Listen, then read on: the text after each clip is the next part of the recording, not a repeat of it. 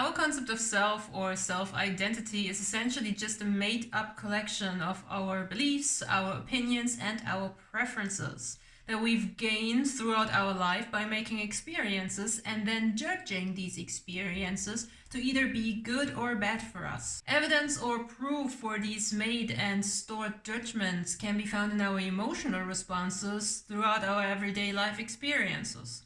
A very interesting and uniquely human trait is that we are very much capable of easily processing our positive emotions, but struggle tremendously with any type of negative emotions. Now, every species that's living on this planet is designed to avoid the unpleasant circumstances or experiences and instead seek out the pleasant ones. However, we as humans seem to really struggle extra hard with that concept simply because we're blessed with a curse of self-awareness. It is our self-awareness that leads us to not only judge the experience itself to be positive or negative, but to then add another layer of judgment towards ourself for having to make the experience in first place. While a hungry, starving dog is simply experiencing the current circumstance as unpleasant, and then able to move on, driven by the desire of a positive change, aka food, a hungry, starving human gets hung up on the desire to understand why he or she is in this experience of starving at all. So our self-awareness, Peppy obviously doesn't have any form of self-awareness. So our self-awareness does not only drive us to go seek food, it also drives us to figure out the source, reason, or culprit for the current circumstance. And we do this simply to understand, learn, and then prevent this circumstance to repeat itself in the future. Essentially, it's a drive for self-preservation. When we're unable to fully understand and comprehend the why of the situation, we then move on to find a different way of releasing our tension and pent-up emotions by placing blame either onto ourselves or onto somebody or something on the outside. And unfortunately, this act of judgment then reinforces the belief system that caused us to have this unpleasant experience in the first place. If we were able to just see the current circumstance as a singled out, odd event completely disconnected from our past and future, we would be able to do as a dog does and move on being emotionally unaffected. But our brain prevents that from happening because our ability to logically draw conclusions, see connections, and predict the future based on our past experience is literally developed to be our strongest asset when it comes to survival. And this is exactly why so many people find themselves facing the same issues, the same problems over and over again, kind of like Peppy jumping on my desk. Essentially ending up living in a spiral of repetitive self-fulfilling prophecies. In order to break free from the spiral, evolve and move on, we need to develop strategies to efficiently emotionally detach from any unpleasant current circumstance so that we no longer limit our future potential with our past. And the way to properly do that is to accept, embrace, and process our negative emotions similar to the way we process our positive emotions. My name is Nis, I'm a mindset coach for self-improvement. The little furball is Peppy, she's in heat. And in this video, I'm gonna teach you how to be the sky and effectively process your unpleasant emotions. You cool with that? To be able to really utilize this practice, you first need to understand that you are living in a world of duality. This means that nothing you have ever experienced is inherently, objectively, ever bad, unpleasant, false, or negative, or on the flip side, good, pleasant, right, and positive. Any circumstance by itself cannot be either or. It first needs to be placed in relation to you.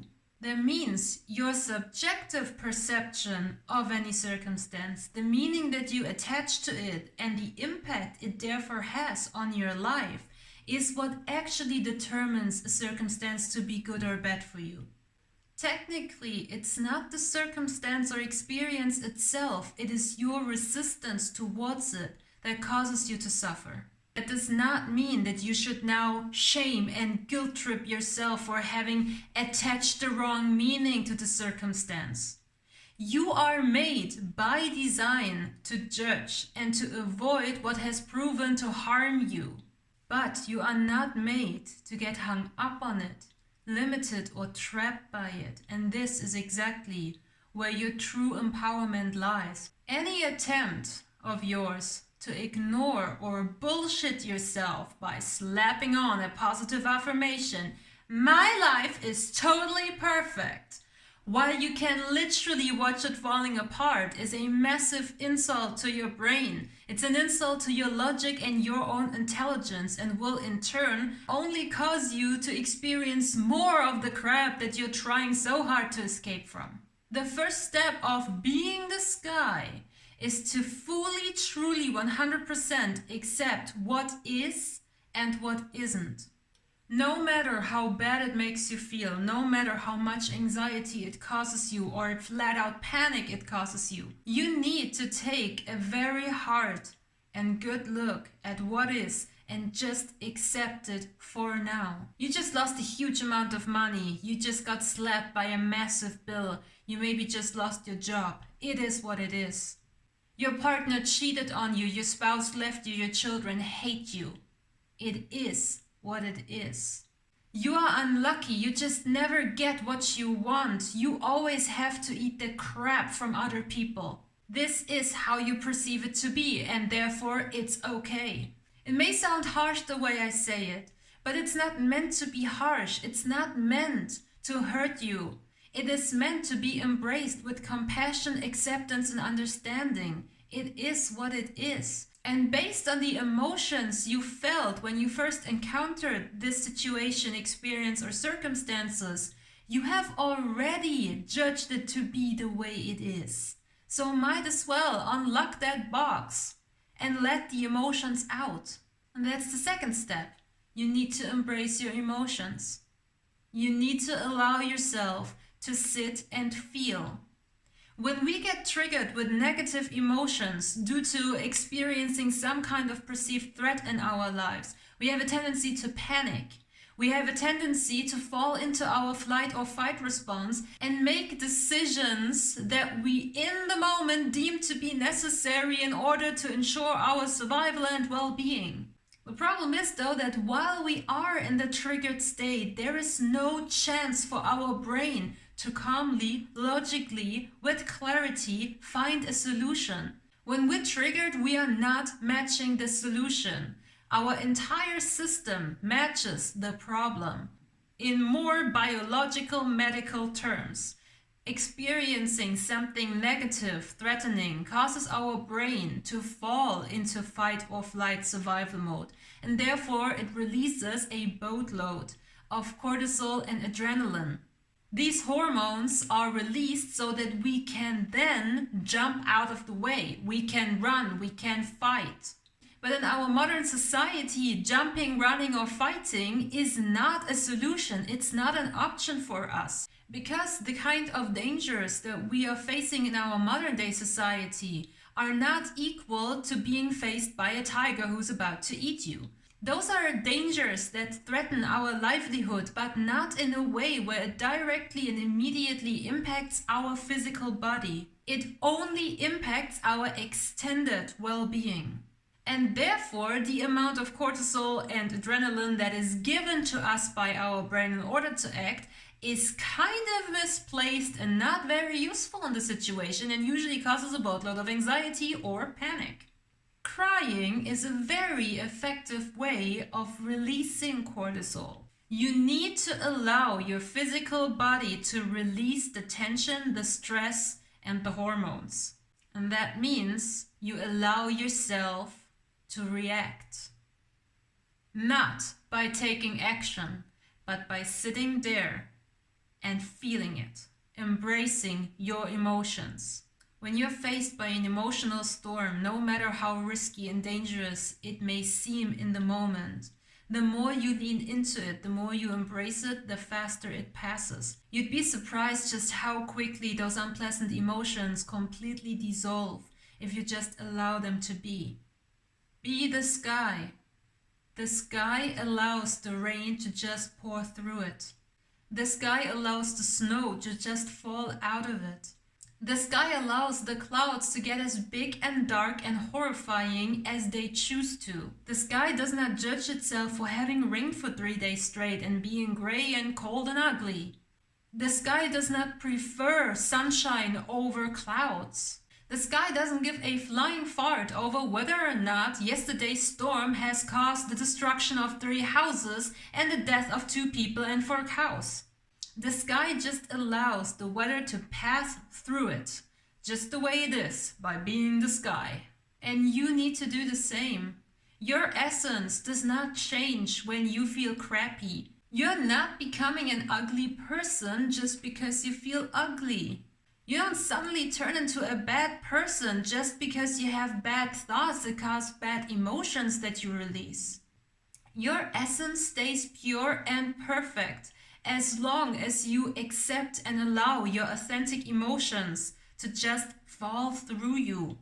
The best way to do this is by deliberately focusing more on the physical sensations rather than the logical reasons for the physical sensations. So while in step 1 we needed to take a good look at the actual situation and see it for what it is, in step 2 we draw our attention away from the reasons for why we feel the way we feel and onto our emotional sensations. So you can sit and feel the anger that comes up, and you feel the sensation, you feel the warmth that rises from your belly up into your chest area. You notice that your breathing is differently. You notice that your heart is pumping faster. You pay attention to the sudden headache. You pay attention to your hands suddenly starting to shake uncontrollably. This is where your focus needs to be. When you experience sadness and process sadness, experience the pain in your heart space. Feel the weight dragging you down. Notice that you suddenly feel colder than before. Pay attention to your posture. Notice that your shoulders are dropped, that your head is slightly leaning forward. Pay attention to the sensation of the emotion without judging it to be negative or positive. Just sit with it. Withdrawing the attention from the reasons why you feel those sensations and placing them on the sensation itself prevents you from mentally down spiraling. You are now present in the current moment, present with your emotions, present with your current authentic self. Now we have to acknowledge that this is still a heavy experience. It's not easy, especially when you're not used to it. But the more you allow yourself to process your negative emotions, kind of exactly the same way you process your positive ones, the easier it gets. It's a skill that you can learn, refine, and eventually master. When you're done with the emotional release and you feel satisfied and stable again, the last step is to now attach a positive meaning. Fuck yeah, that needed to get out of my system. Oh my god, it feels so good. Acknowledge the clarity that you all of a sudden have. Acknowledge that you're all of a sudden no longer plagued by anxiety. Realistically speaking, does that alone make the circumstance go away? Sometimes, most of the times, not. But what you have just done here is that you have validated yourself. You have practiced acceptance for your authentic self just the way it is. And you have therefore broken the pattern of self-abandonment. You have reintegrated the scared, hurt, suffering aspect of yourself that you learned to abandon and push away from yourself. And all of those massive, overbearing, ranging emotions and hormones have left your system. You have gained clarity, peace, and stability. You are now ready to align yourself with the appropriate solution to your problem. You are now in a place, in a state of being, in a mindset that allows you to lean towards the solution to your problem. And sometimes you realize that there hasn't been a problem to begin with. The most important aspect is that you have now practiced love, compassion, and acceptance. 3 things that you were starved of when you were a child. You have learned to give it to yourself, and now you're open to receive it from the outside. Thanks for watching. Love you all, and see you soon.